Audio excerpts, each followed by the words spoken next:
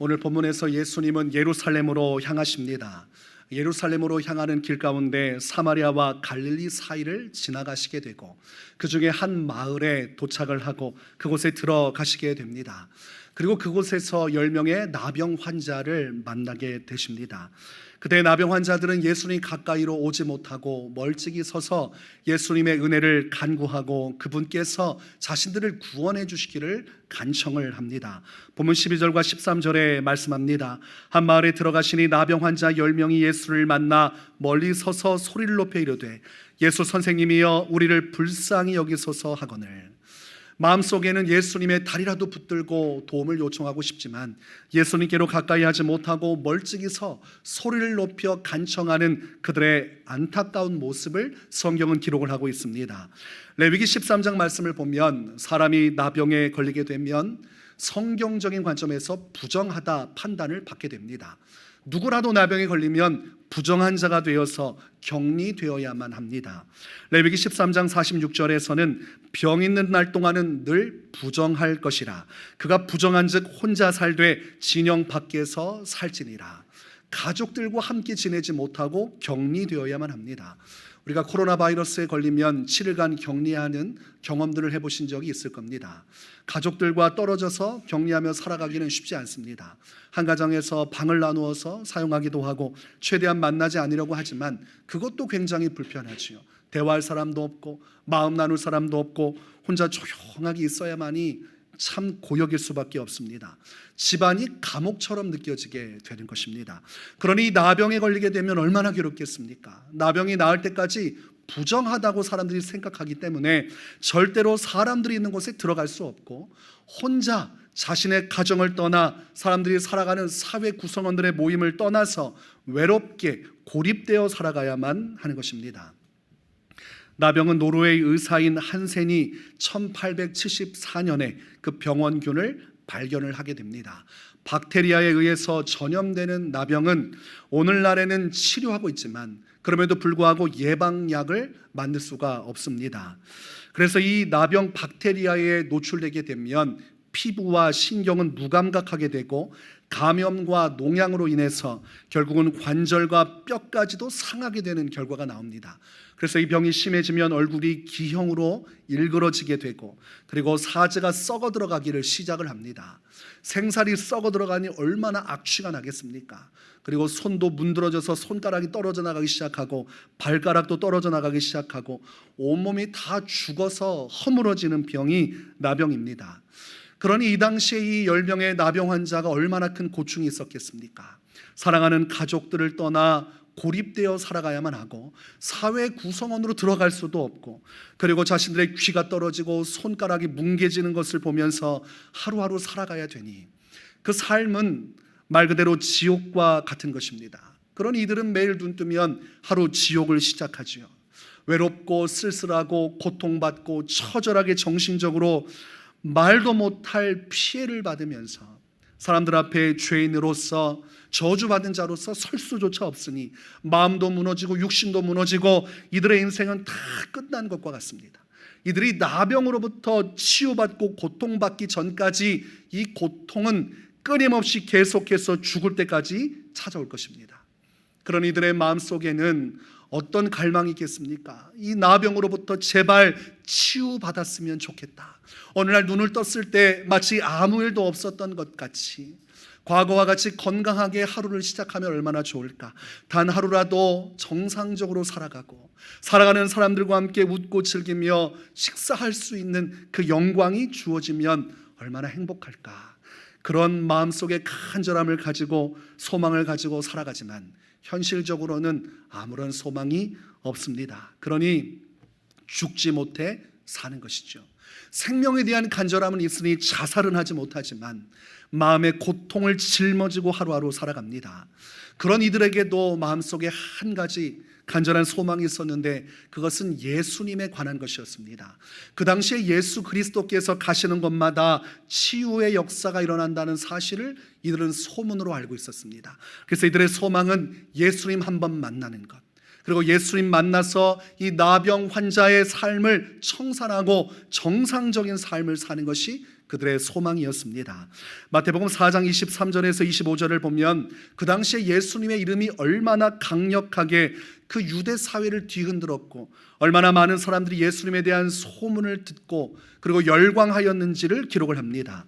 예수께서 온 갈릴리에 두루 다니사 그들의 회당에서 가르치시며 천국 복음을 전파하시며 백성 중에 모든 병과 모든 약한 것을 고치시니 그의 소문이 온 수리아에 퍼진지라.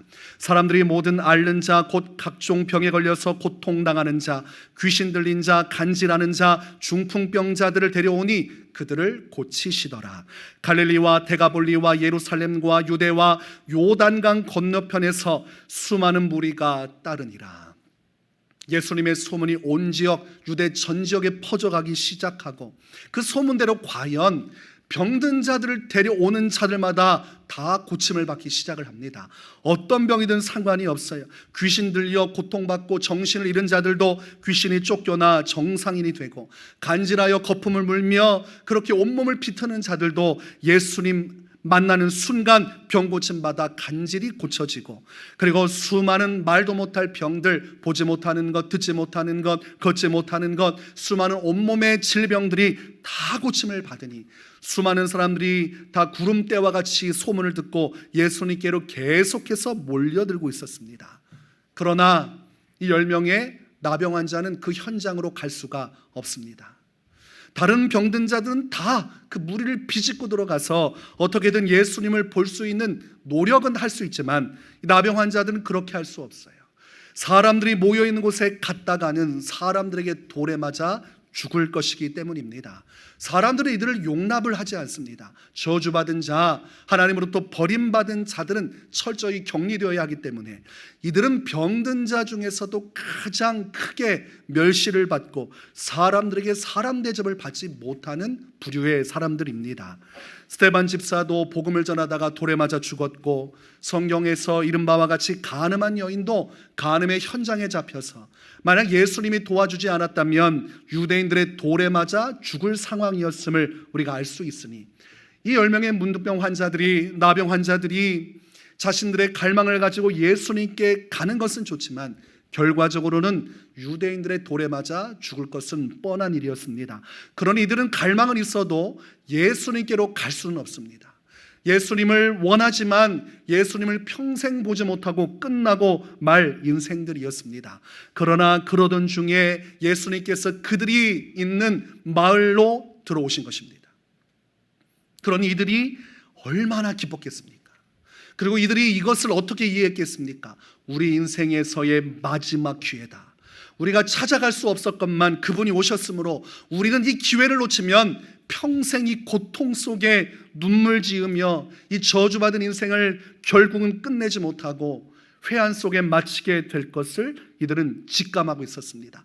그러니 마지막 기회요, 마지막 구원받을 기회이기 때문에 그들의 마음은 간절할 수밖에 없죠. 이번 기회를 놓치면 끝이다. 절실할 수밖에 없습니다. 여러분, 연인 사이에서 헤어질 때 잘 헤어지지 못하는 이유가 무엇입니까? 마지막 사랑이라고 생각하면 이 관계가 잘 헤어지기가 어렵습니다. 첫사랑을 하게 되면 그때 어떤 마음을 가져요? 이런 사랑을 또 만날 수 있을까? 이런 마음이 있기 때문에 절실해지고 헤어져야만 하는 상황에도 그 사람을 놓지 못하는 것은 이 간절함이 있기 때문입니다.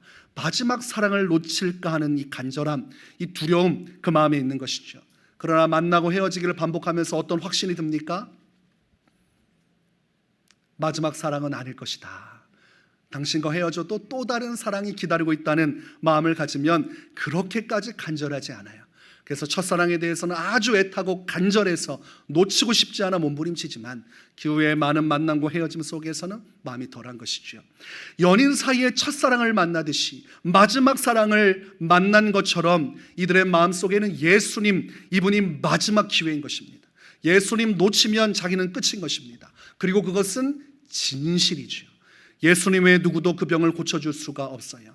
이들이 살아온 날 동안 누구도 도와준 적이 없으니 죽을 때까지 누구도 도와주지 못할 것입니다.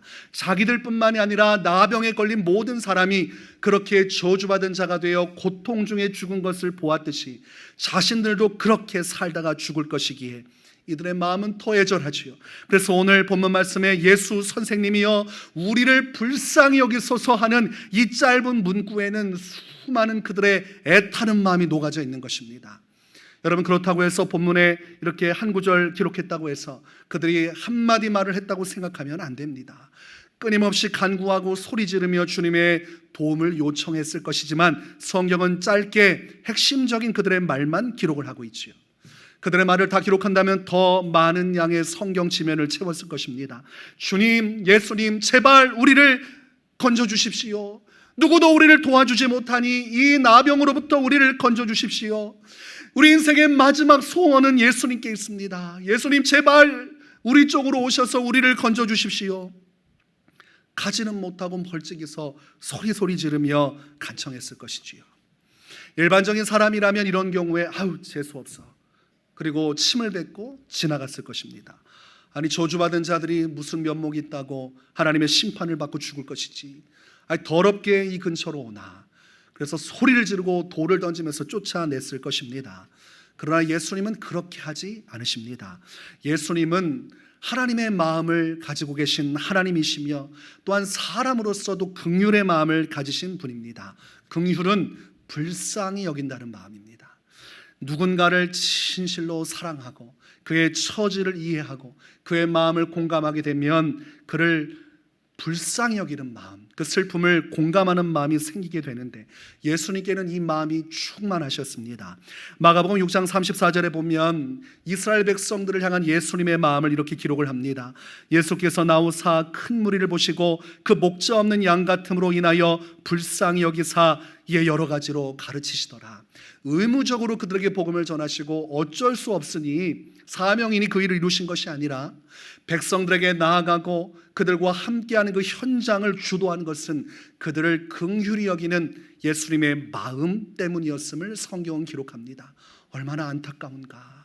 이 시대의 종교 지도자들의 타락을 통해서 진리의 말씀을 깨닫지 못하고 하나님의 천국 복음이 전파됨에도 어찌할 바를 몰라 방황하는 저 영혼들이 얼마나 불쌍한가. 그들 처자식을 데리고 장정들이 어려운 발걸음하여 예수님의 복음을 듣기 위해 찾아온 그 모습을 볼 때마다 예수님은 심히 마음이 아프셨고 그들을 불쌍히 여겨주셨습니다.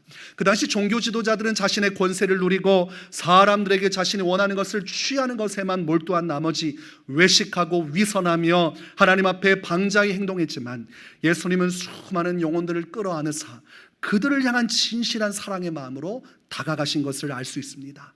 그러니 10명의 문둥병 환자들이 합창하듯이 소리를 지르며 예수님께 애타게 마지막 소원을 간구하는 것을 예수님은 모른 척 하실 수가 없는 것입니다. 그래서 예수님께서 그들에게 말씀하십니다. 14절에 제사장들에게 너희 몸을 보이라.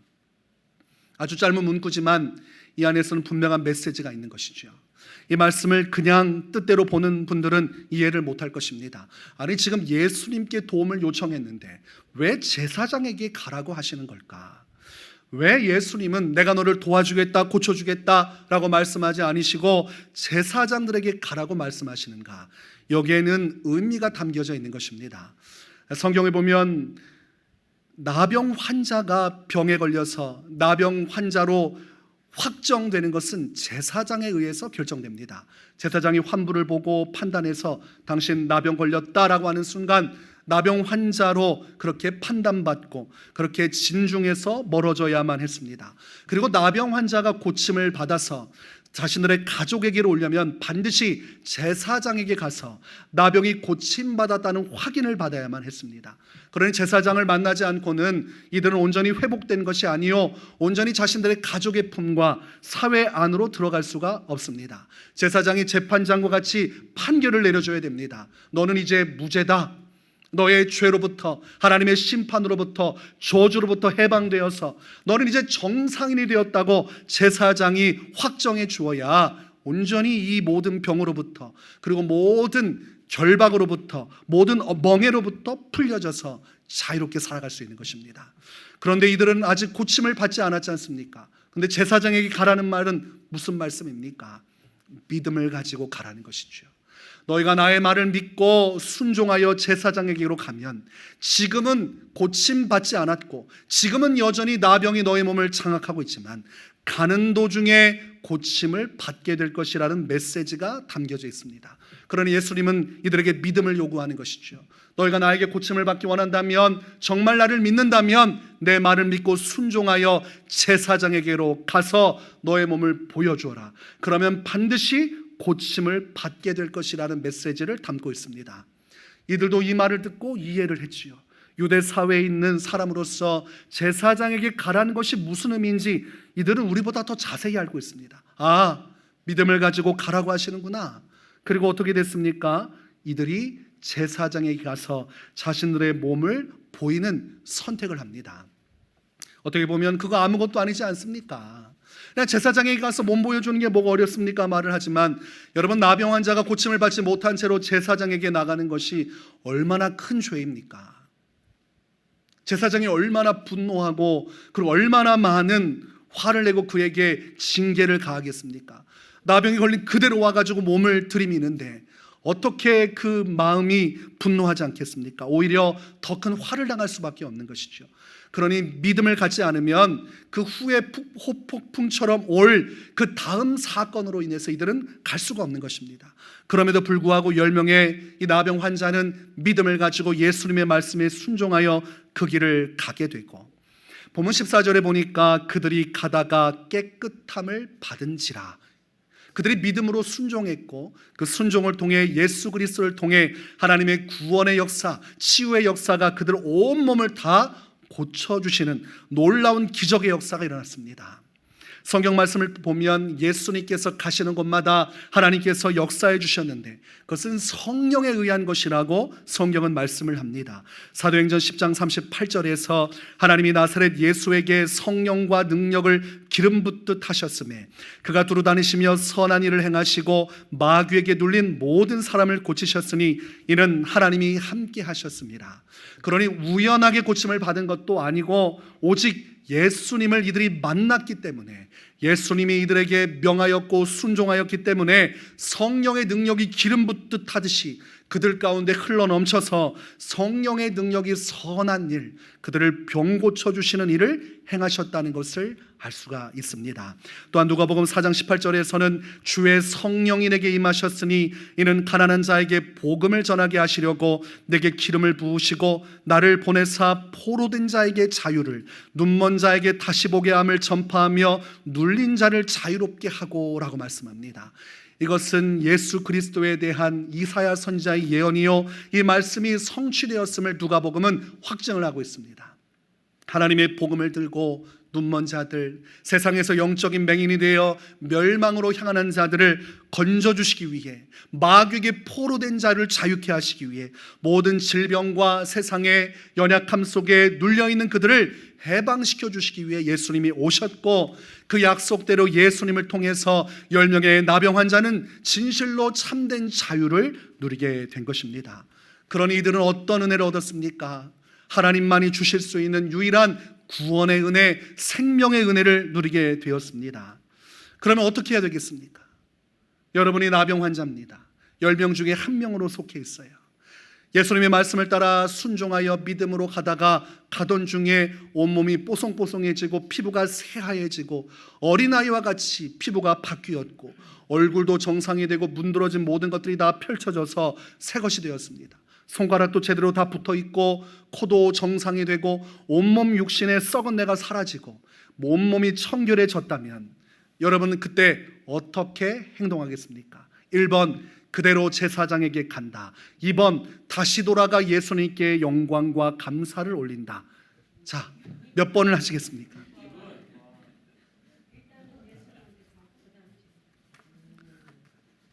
그러나 아마도 제가 볼 때는 어머나 이렇게 하고 당장 제사장, 내가 당장 이 굴레로부터 벗어나 자유인이 되겠노라.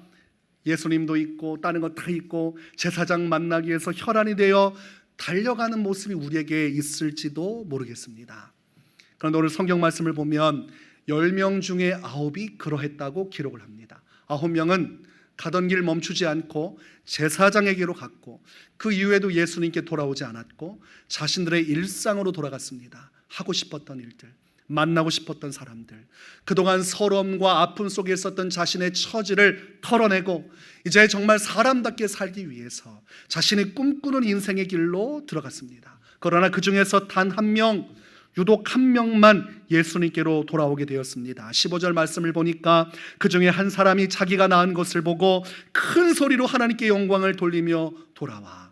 9명은 아무런 찬송 소리도 없이 자기들이 기뻐 흥에 겨워서 그 길을 갔지만 한 명만 할렐루야, 주님 감사합니다, 주님 감사합니다, 주님 감사합니다, 저를 건져주셔서 감사합니다, 이렇게 말도 못할 기쁨으로 환희하면서 예수님께로 돌아왔다고 되어 있어요.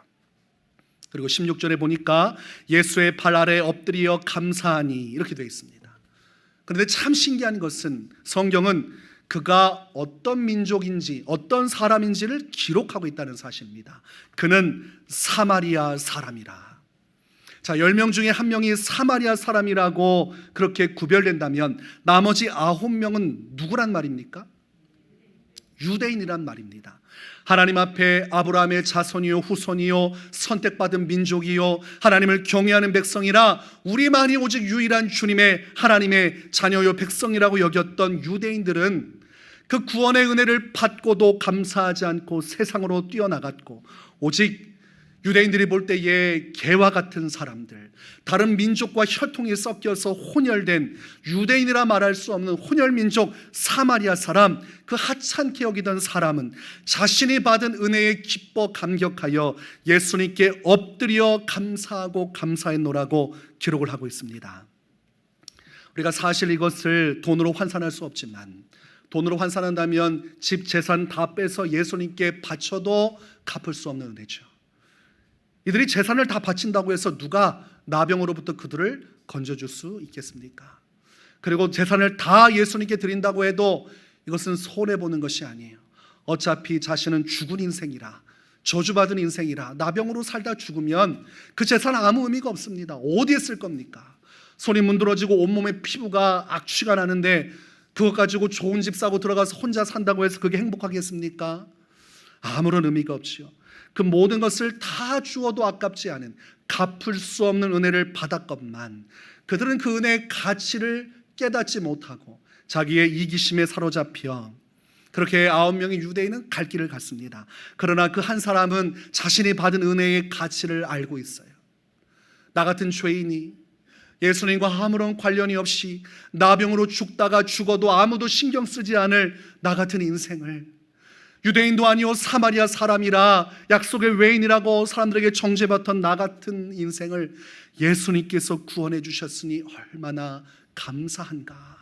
그러니 그 감사가 심령을 가득 채우고 그 복받쳐 오르는 감사의 마음을 형언할 수 없어 울며 불며 예수님께 나와 엎드리며 모든 영광을 예수님께 올려드리고 있습니다. 그리고 이 이야기가 끝이 아니에요. 성경은 이후에 예수님의 말씀을 기록을 하고 있습니다. 예수님이 무엇이라 말씀합니까? 10사람이 다 깨끗함을 받지 아니하였느냐? 그 9은 어디 있느냐? 지금 예수님께서 9명을 찾고 계십니다. 그 9명이 마땅히 주께 돌아와 영광을 돌려야 한다고 생각하셨기 때문입니다. 여러분, 하나님께서 사람을 창조하신 이유가 무엇이라고 성경은 말씀합니까? 하나님을 찬송하도록 하기 위하여, 하나님의 영광을 위하여 사람을 창조했다고 되어 있습니다. 사람의 근본적인 생명의 이유는 오직 주님을 위한 존재입니다. 그러나 주님께서 그렇게 이용하고 버리기 위해 사람을 창조하진 않으셨지요. 그를 통해 영광을 받으시고 또 지극히 큰 사랑으로 그와 영생을 하기 원하셔서 자신의 형상을 따라 사람을 만드셨으니 우리는 하나님 앞에 아주 소중한 존재임은 확실합니다. 그러나 그 존재의 목적은 하나님을 영화롭게 하는 것입니다. 그러니 이들이 예수님을 통해서 성령의 능력으로 하나님의 구원의 역사를 체험했다면 마땅히 합당한 영광을 돌리는 것이 성경적이고 하나님이 기뻐하시는 것입니다. 여러분, 하나님은 그래, 너희가 행복하게 살면 되지, 굳이 나한테 와서 영광 돌리지 않아도 괜찮아, 그저 나는 너희가 잘 되는 것만 바랄 뿐이야 라고 말씀하는 분이 아니시라는 사실을 알아야 됩니다. 하나님의 모든 성경의 역사는 하나님의 영광의 중심으로 쓰여져 있습니다. 하나님을 영화롭게 한 사람은 하나님께 높임을 받아 성경에 기록되고, 그의 모든 날을 통하여 주님은 하나님의 구원의 역사 섭리를 나타내 보이셨습니다. 그래서 하나님께 영광을 돌리는 자를 주님은 기뻐하시고 그 사람을 통해 하나님의 영광을 나타내 주십니다. 그래서 시편 23편 3절 말씀을 보면 내 영혼을 소생시키시고 자기 이름을 위하여 의의 길로 인도하시는도다. 저는 이 말씀을 처음 접했을 때 불편했어요.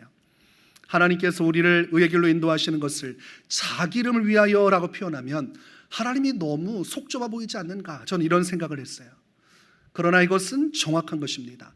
사람의 창조 목적도, 사람의 길을 이끄시는 이유도 하나님은 자신의 이름의 영광을 위하여 이루시는 분이요, 하나님은 자신에게 주어질 영광을 빼앗기기를 원치 않으시는 분이라 자신을 질투의 하나님이라 계시하셨고, 내가 받을 영광을 우상에게 주지 않으리라 말씀하셨고, 그러므로 성경의 역사 속에서 수많은 왕들이 멸망하고 죽임을 당한 이유는 하나님께 돌려져야 할 영광을 우상에게 돌리면서 그들은 모두 다 망하기 시작했습니다. 그 가운데 유독 다윗이 빛난 것은 하나님께 합당한 영광을 올려드렸기 때문입니다. 하나님께 영광을 돌리는 자를 찾고 계신다면 이 10명의 사람은 마땅히 예수님께 와서 엎드려 영광을 올렸어야만 합니다. 그러나 그들은 그것을 중요하게 여기지 않았어요. 이 9명의 유대인을 우리가 무엇이라 말할 수 있겠습니까? 여러분, 은혜를 받았으면 은혜에 합당한 행동을 해야 됩니다. 그게 맞는 것이죠. 여러분이 누군가가 어려울 때 여러분의 모든 것을 다 동원해서 도와줬는데 연락도 없고 감사하다는 마음도 없고, 그리고 그 문제가 해결된 후에 한 번도 찾아오지 않으면 여러분은 마음속에 어떤 생각을 품겠습니까? 그래, 너만 행복하면 된다, 뭐 이런 생각하시겠어요? 마음속에 어떤 생각을 품어요? 야, 은혜도 모르는 사람이구나, 내가 다시는 내가 도와주나 봐라. 아니, 그렇게 절절매고 어려워서 죽겠다 해서 내가 가지고 있는 것, 내가 할 수 있는 시간을 내가 그렇게 도와줬건만 고마운 줄도 모르니 얼마나 양심이 없는 사람인가. 심지어는 때로 어떤 마음까지 들어요? 야, 정말 금수만도 못하구나. 여러분, 동물들은 은혜를 압니다. 자기를 누가 사랑해 주는지, 또는 자기를 누가 구원해 주면 그 구조받고 그 생명을 빚으면 고마운 마음을 가지고 특별한 행동들을 하지요. 어떤 한 가족이 다람쥐가 다쳐서 이 다람쥐를 잘 고쳐주고 자연으로 보냈습니다. 그때는 어떤 일이 벌어졌냐면 몇 년 동안 다람쥐가 매일마다 그 집을 찾아오는 거예요. 와가지고 왔다 갔다 하면서 거기서 머물다가 가는 것이죠. 어떤 마음이 있는 겁니까? 고마운 마음이 있으니 그곳에 와서 얼굴 비추고 가는 것입니다. 생후 5개월째 어미를 잃고 방황하던 캥거루를 보호단체 직원들이 살려줘서 구조했습니다. 그때는 어떤 일이 벌어졌냐면 캥거루가 이 구조단체 직원들만 보면 다가와가지고 꼭 껴안아주는 거예요. 뭐 캥거루가 마음이 외로워서 안아주는 것은 아니겠지요? 감사한 마음이 있으니까. 짐승이지만 본능적으로 자기를 살려줬다는 것을 알기 때문에 자기에게 은인이요 자기 편이라는 본능적인 생각을 갖고 어미의 품에 안기듯이 그 품에 안겨서 위로도 받고 위로도 하는 것이죠. 1999년 아기 코끼리 한 마리가 구출됐습니다. 사람들은 그 아기 코끼리를 야타라고 이름 졌어요.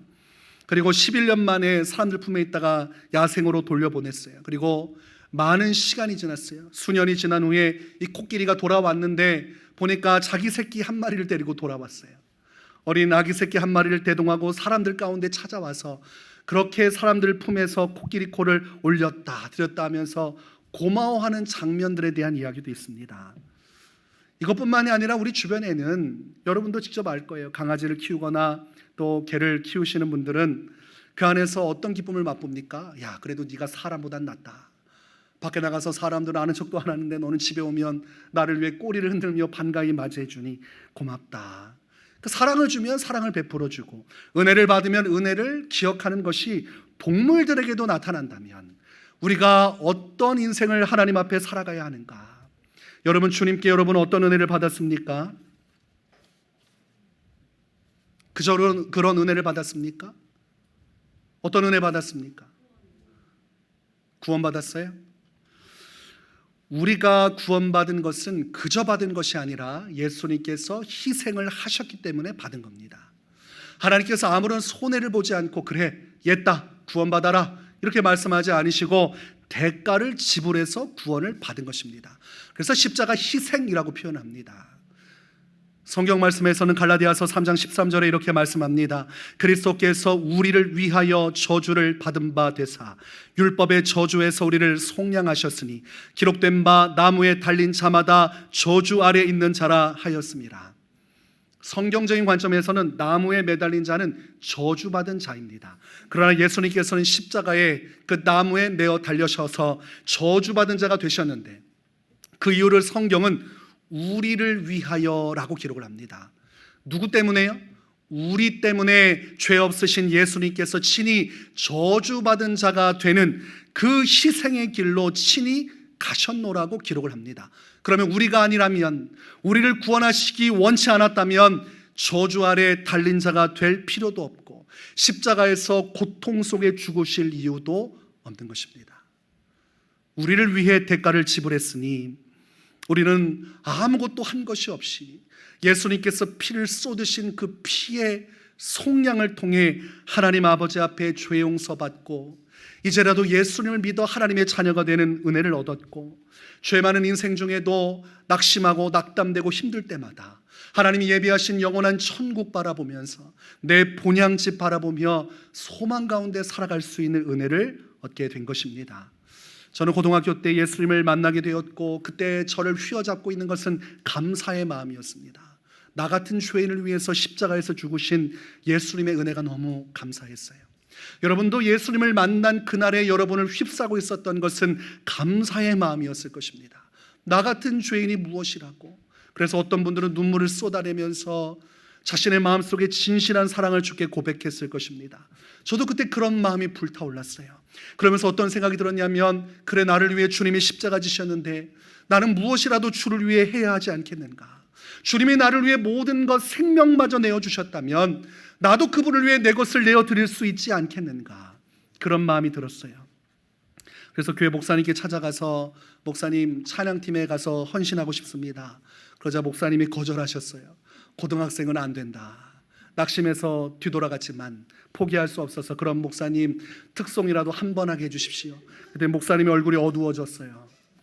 그렇지만 제가 너무나 간절하니까 그것마저 안 들어주면 제가 상심할까 봐 기쁜 마음은 아니셨고 그래 한 번 해라 라고 했는데 제가 기회를 놓치지 않고 그 다음 주 주일 저녁에 찬양팀 형들을 꼬셔서 오늘 내가 특송을 할 테니 반주를 해달라.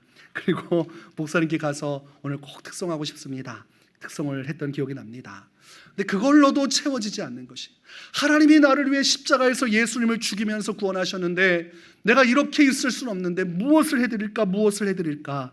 성령의 은혜가 충만하면 이 십자가 은혜가 확신되어지면 무엇이라도 주께 해드리고 싶은 마음이 생기게 돼 있고 그때 제 마음을 사로잡는 것은 그래 하나님께서 나를 부르신 그 부르심대로 하나님을 위해 목회자로 최선을 다해 평생을 드리자.